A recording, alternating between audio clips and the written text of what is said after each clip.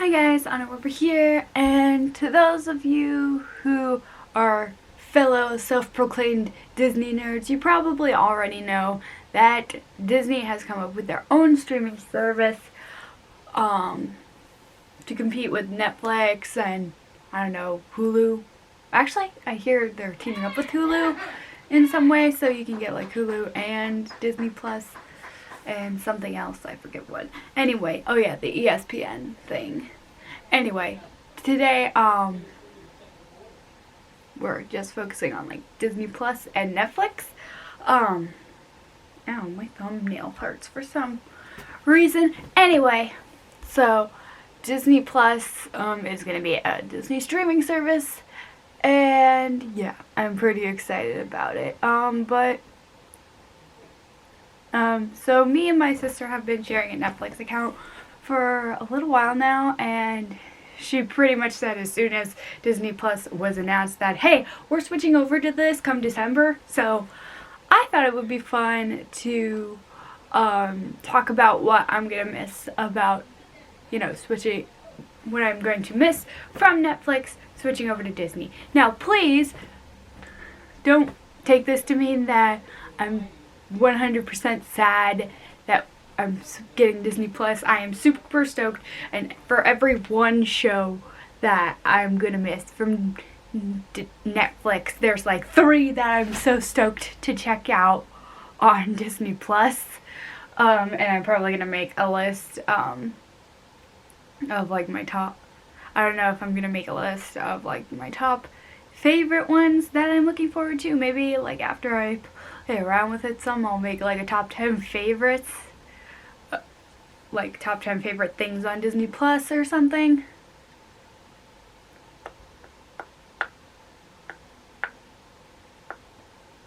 But for right now, we're just focusing on what I'm gonna miss from Netflix. Now, I tried to focus on just like Netflix oriented content, if that makes sense.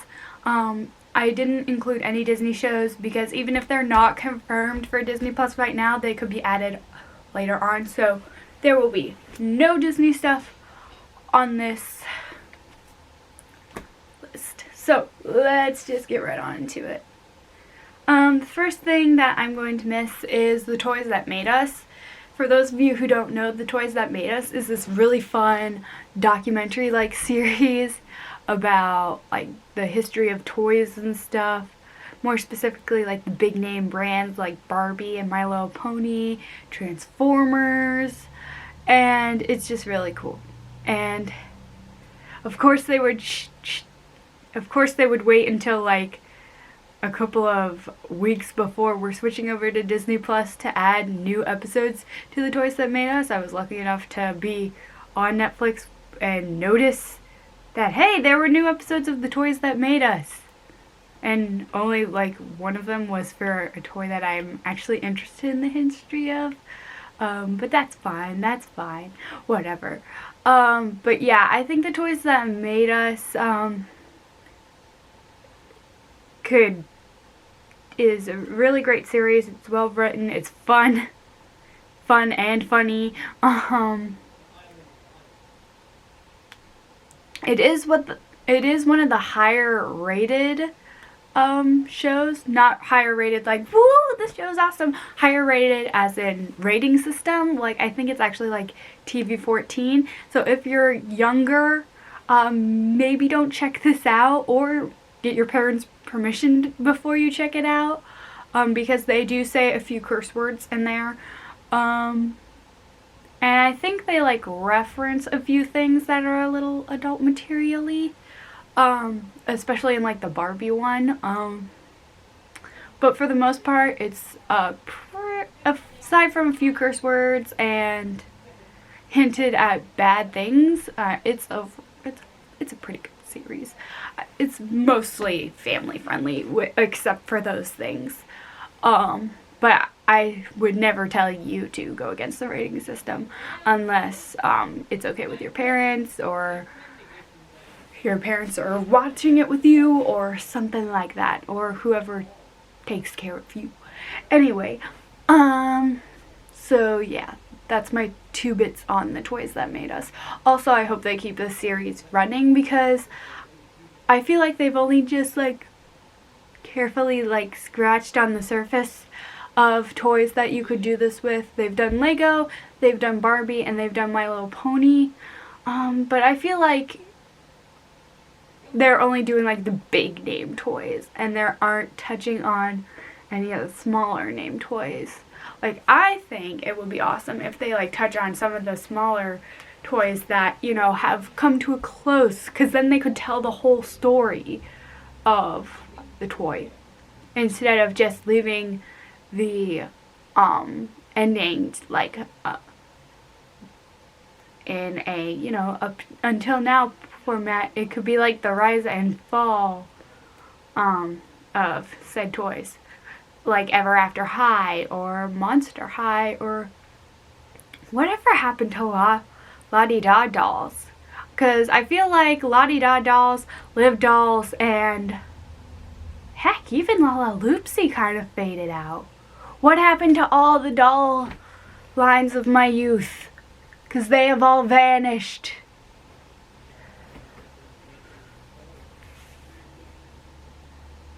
But yeah, let's move on before I rant even more. Okay, let's see here. Another relatively, whoa, my face just got like totally bleached out by the light. Okay, this next one is a relatively new series to Netflix, as far as I know.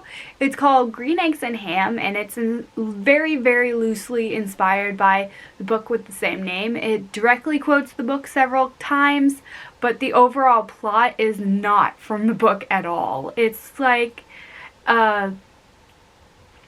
adventure series. Yeah, it's like an adventure series about Sam I Am and Guy Am I. And Guy Am I is like your stereotypical like grouch, kind of glass is half empty, and they don't have the characters just be like stereotypes of characters. Like, they start out like what you'd expect from that character, but they flesh out their character so much over the span of just like a couple of episodes. I think season 1 was only like, I want to say 10 episodes, because I like blew through it in like 2 days. That's how good it is. Ow. But yeah, I really like how the writing is, and I don't want to give too many spoilers about it in case you actually do check it out. But yeah, I feel like the writing is really good and I really enjoyed it.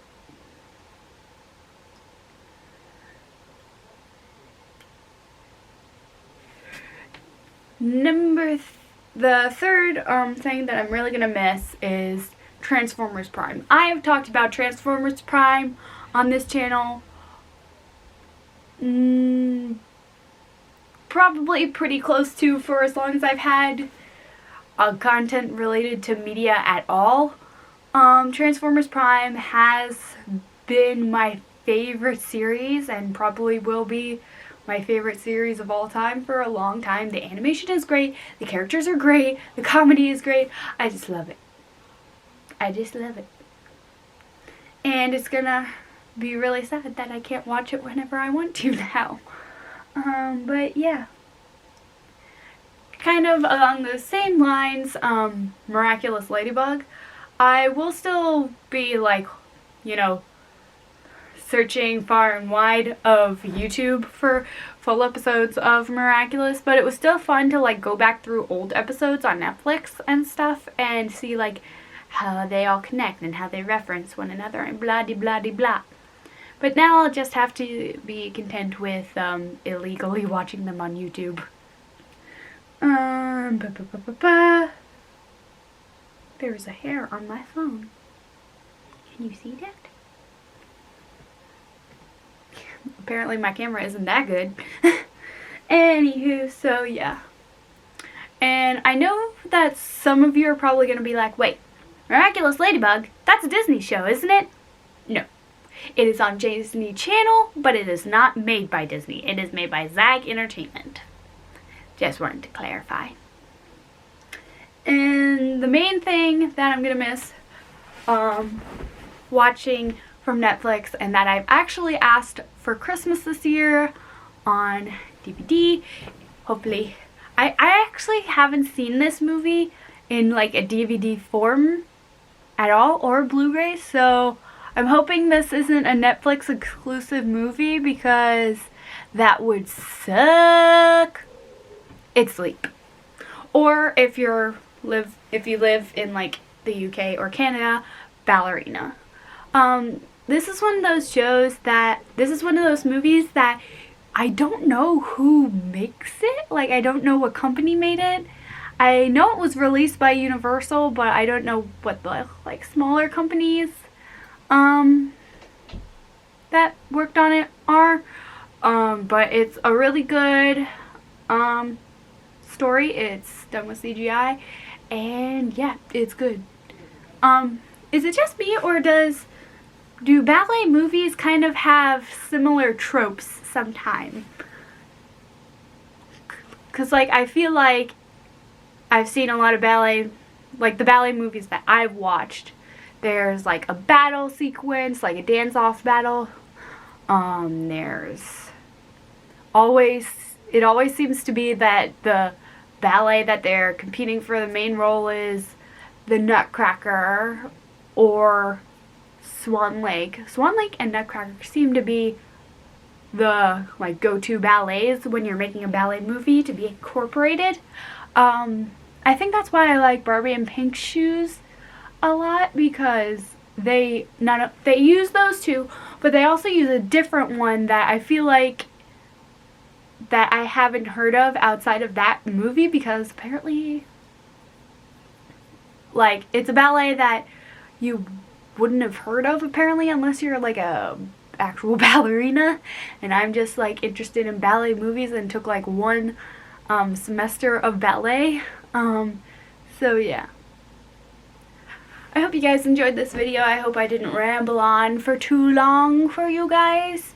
And comment below letting me know what you will miss from Netflix if you're planning on getting Disney Plus, and let me know what you are looking forward to on Disney Plus. Let me know if you already have Disney Plus. Let me know when you're planning on getting it. Just tell me all the things that are on your mind, and I will see you guys next time. Bye-bye.